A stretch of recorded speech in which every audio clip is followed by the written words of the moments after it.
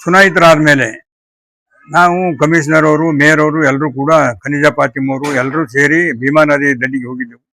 ಅಲ್ಲಿಯ ಪರಿಸ್ಥಿತಿ ನೋಡಿದಾಗ ಪೂರಾ ಸಿಲ್ಟಪ್ ಆಗಿತ್ತು. ಕೇವಲ 2 ಫೀಟ್ ಅಷ್ಟೇ ನೀರು ನಿಂದಿರ್ತಿದ್ವು. ಆ ಸಿಲ್ಟಪ್ ಆಗಿರ್ತಕ್ಕಂಥ ನೀರು ನಿಂದಿರಲ್ಲ ಹೋದ್ರೆ ನಮ್ಮ ಕುಲುಷಿತವಾದಂಥ ನೀರು ಶುದ್ಧವಾದ ನೀರು ಬರೋದಿಲ್ಲ ತಿಳ್ಕೊಂಡು ಅವಾಗ ನಮ್ಮ ಉಸ್ತುವಾರಿ ಸಚಿವರ ಗಮನಕ್ಕೆ ತಂದು ಮ್ಯಾಕ್ರೂರಲ್ಲಿ 5 ಕೋಟಿ ರೂಪಾಯಿ ಕೊಡಿಸಿ ಅದನ್ನ ಟೆಂಡರ್ ಮಾಡಿಸಿದ್ದೆವು. ನೀರು ಜಾಸ್ತಿ ಬರೋದ್ರಿಂದ ಹೋದ ಸಲ ಮಳಿ ಜಾಸ್ತಿ ಆಯಿತು. ನೀರು ಜಾಸ್ತಿ ಬರೋದ್ರಿಂದ ಅದನ್ನ ತೆಗಿಲಿಕ್ಕೆ ಆಗಲಿಲ್ಲ.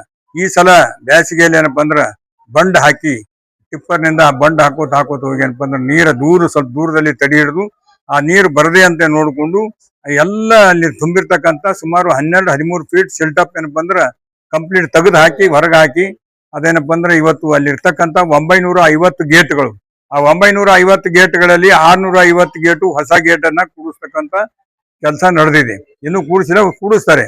ಆದ ನಂತರ 150 ಗೇಟ್ಗಳು ಅಲ್ಲೇ ಏನು ಕೊಳತು ಏನಪ್ಪಾ ಅಂದ್ರೆ ತುಕ್ಕು ಹಿಡಿದು 41 ವರ್ಷಗಳ ಹಿಂದೆ ಕಟ್ಟಿರ್ತಕ್ಕಂಥ ಬ್ಯಾರೇಜ್ ಅದು ಇವತ್ತಿನವರು ಕೂಡ ಯಾವ ರಿಪೇರ್ ಅದ ಸೋರಿ ನೀರು ಹೋಗ್ತಿತ್ತು ಮತ್ತು ಕುಡಿಯುವ ನೀರು ಕಡಿಮೆ ಬೀಳ್ತಕ್ಕಂಥ ಪರಿಸ್ಥಿತಿ ಇತ್ತು.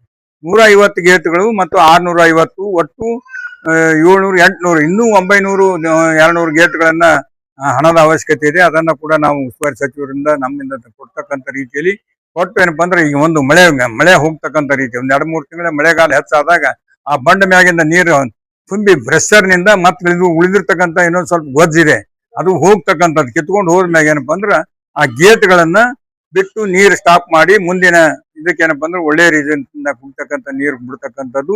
ಈಗಾಗಲೇ ನಾವು ಮೊನ್ನೆ ಡಿ.ಕೆ. ಶಿವಕುಮಾರ್ ಅವರಿಗೆ, ಮಲ್ಲಿಕಾರ್ಜುನ ಖರ್ಗೆ ಸಾಹೇಬರಿಗೆ, ನಾವು ಪ್ರಿಯಾಂಕಾ ಅವರು ಕೂಡ ಮಾತನಾಡಿದೆವು.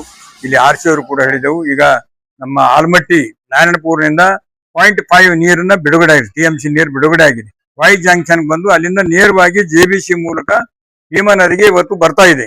ಆ ನೀರು ಬಂದ ತಕ್ಷಣ ನಮಗೆ ಕುಡಿಯುವ ನೀರಿನ ಏನೇ ರೀತಿಯಿಂದ ಇಂಥ ತೊಂದರೆ ಆಗದ ಹಾಗೆ ನೋಡ್ತಂತ ರೀತಿಯಲ್ಲಿ ನಾವು ನಿನ್ನೆ ಹೋಗಿ ಮೇಯರ್ ಅವರು, ನಮ್ಮ ಪೂಜಾ ಮಹಾಪೌರ್ ವರ್ಷ ಜಾನೆ ಅವರು ಮತ್ತು ನಮ್ಮ ಡೆಪ್ಟಿ ಮೇಯರ್ ಆಗಿರ್ತಕ್ಕಂಥ ತೃಪ್ತಿ ಲಾಖೆ ಅವರು, ಕಮಿಷನರ್ ಅವರು ಎಲ್ಲರೂ ಸೇರಿ ಹೋಗಿ ಅದನ್ನ ವೀಕ್ಷಣೆ ಮಾಡಿ ನೋಡಿ ಬಂದಿದ್ದೇವೆ. ಆದಷ್ಟು ಶೀಘ್ರದಲ್ಲಿ ಒಂದು ಶುದ್ಧವಾದ ಕುಡಿಯುವ ನೀರಿನ ವ್ಯವಸ್ಥೆ ಆಗ್ತದೆ.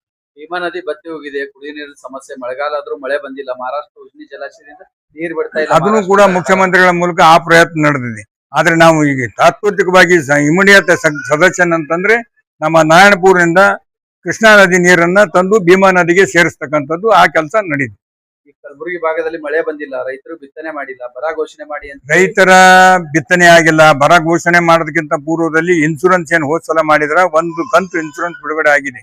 ಇನ್ನು 2ನೇ ಕಂತು 3ನೇ ಕಂತು ಬಿಡುಗಡೆ ಆಗ್ತಕ್ಕಂಥದ್ದು ಒತ್ತಾಯ ಮಾಡಿದ್ದೇವೆ. ಬಹಳ ಶೀಘ್ರದಲ್ಲಿ ಹಣವನ್ನು ಕೂಡ ರೈತರ ಅಕೌಂಟ್ಗೆ ಹಾಕ್ಬೇಕಂತ ಒತ್ತಾಯ ಮಾಡಿದೀವಿ. ಅದನ್ನು ಕೂಡ ರೈತರ ಅಕೌಂಟ್ಗೆ ಬರ್ತಕ್ಕಂಥ ವ್ಯವಸ್ಥೆ ಆಗ್ತಾ ಇದೆ. ಮೋಡ ಬಿತ್ತನೆ ಮಾಡಿ ಅಂತ ಏನಾದ್ರು ಪತ್ರ ಬರೀತೀರಿ ಸರ್ಕಾರ? ನೋಡೋಣ, ಇನ್ನು ಸ್ವಲ್ಪ ಕಾದು ನೋಡೋಣ. ಆ ಅವಕಾಶ ಮುಂದೆ ಬಂದಾಗ ಅದನ್ನು ಕೂಡ ಮುಂಗಾರು ಪೂರ ಹೋಗ್ಬಿಟ್ಟು ಸರ್, ಈಗ ಉದ್ದು ಹೆಸರು ಹೌದು ಆಗಲ್ಲ. ಆ ಸಂದರ್ಭ ಬಂದಾಗ ಅದನ್ನು ಕೂಡ ಅವಶ್ಯಕತೆ ಇದೆ. ಆ ಪ್ರಯತ್ನನೂ ಮಾಡ್ತೀವಿ.